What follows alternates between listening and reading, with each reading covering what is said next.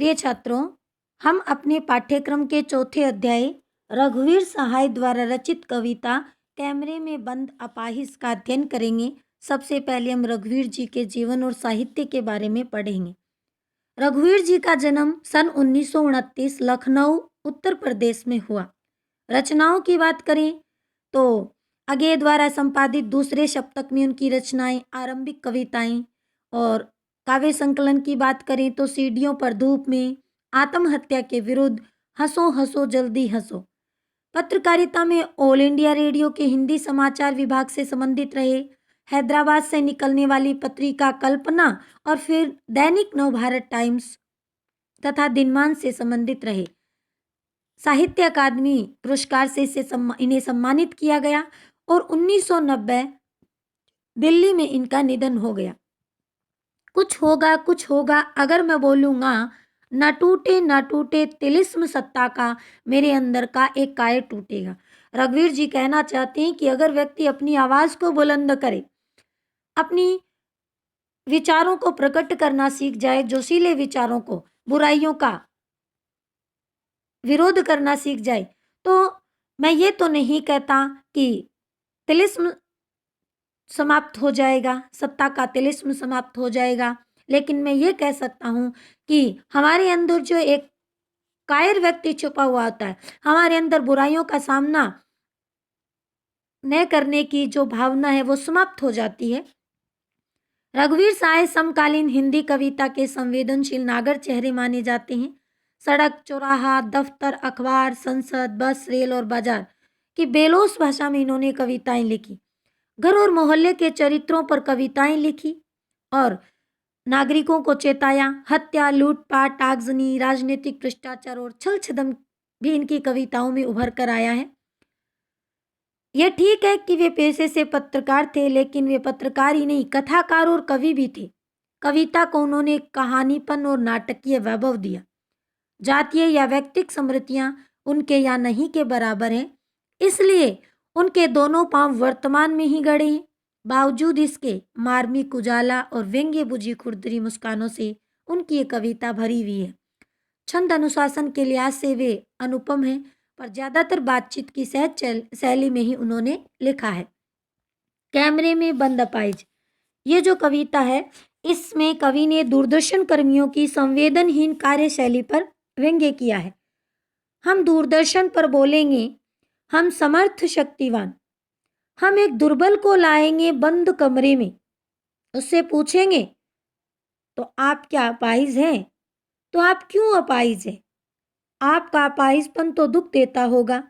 Camera दिखाओ बड़ा बड़ा, हाँ बताइए आपका दुख क्या है, जल्दी बताइए, वह दुख बताइए, बता नहीं पाएगा। दूरदर्शन का उद्घोषक बताता है कि वह अत्यंत शक्तिशाली और सामर्थ्यवान है। वह अपनी बात को प्रसारित करके दूर दूर तक लोगों को प्रभावित करता है। वह स्टूडियो के एक बंद कमरे में एक कमजोर मनुष्य को बुलाएगा। उस दुर्बल व्यक्ति से कैमरे के सामने सवाल पूछेगा और वो सवाल होंगे कि क्या आप विकलांग हैं? वह उसे पुनः पूछेगा, आप विकलांग कैसे हो गए? कोई उत्तर प्राप्त न होने पर दूरदर्शन का उद्घोषक उसको प्रेरित करने के लिए पूछेगा, आपको विकलांग होने से दुख तो होता होगा, होता है न? उद्घोषक अब कैमरामैन से दृश्य को बड़ा करके दिखाने को कहेगा। वह उस विकलांग से पुनः पूछेगा कि बताइए आपका दुख क्या है, जल्दी वह कीजिए, अपने दुख के बारे में बताइए। परंतु वह अपंग व्यक्ति अपने दुख के बारे में कुछ भी नहीं बता पाएगा। सोचिए, बताइए, आपको अपाहिज होकर कैसा लगता है? कैसा लगता है यानी कैसा? हम खुद इशारे से बताएंगे कि क्या ऐसा। सोचिए, बताइए, थोड़ी कोशिश करिए, यह अवसर खो देंगे। आप जानते हैं कि कार्यक्रम रोचक बनाने के वास्ते दूरदर्शन का उद्घोषक विकलांग व्यक्ति से कहेगा, अपने दुख के बारे में सोचकर हमें बताइए कि विकलांग होकर आपको कितना दुख होता है।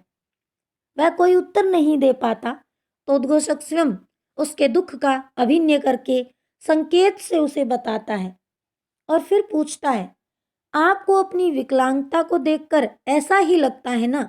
कोशिश कीजिए, उत्तर दीजिए। क्या आप दूरदर्शन के लाखों करोड़ों दर्शकों को अपना दुख जताने का ऐसा बहुमूल्य मौका जो मिला है, क्या उसे हाथ से जाने देंगे? क्या इस सुअवसर को खोना चाहेंगे?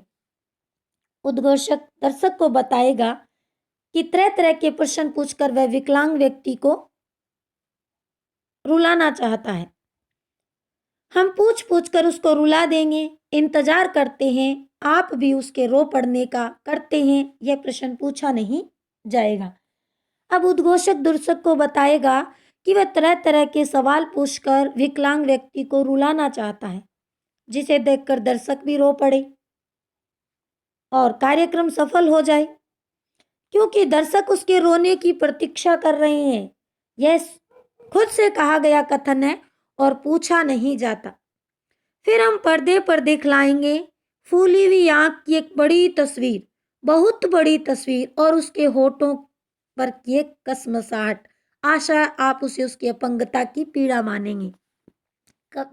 दर्शकों को प्रभावित करने के लिए मीडिया कर्मी अपाहिज व्यक्ति की सूजी हुई आंख को कैमरे से बड़ा करके दिखाएगा। उसके होठों पर एक प्रकार की बेचैनी दिखाएगा, यानी उसके होठों और आंखों को बड़ा करके दिखाएगा ताकि उसकी सूजी हुई आंखों और बेचैन होठों को देखकर दर्शक इन सबको उसकी विकलांगता की पीड़ा मान ले। एक और कोशिश दर्शक, धीरज रखिए, देखिए, हमें दोनों संग रुलाने हैं।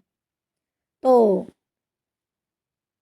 अब कार्यक्रम संचालक दर्शकों को कुछ समय तक धैर्यपूर्वक टीवी देखने के लिए कहता है।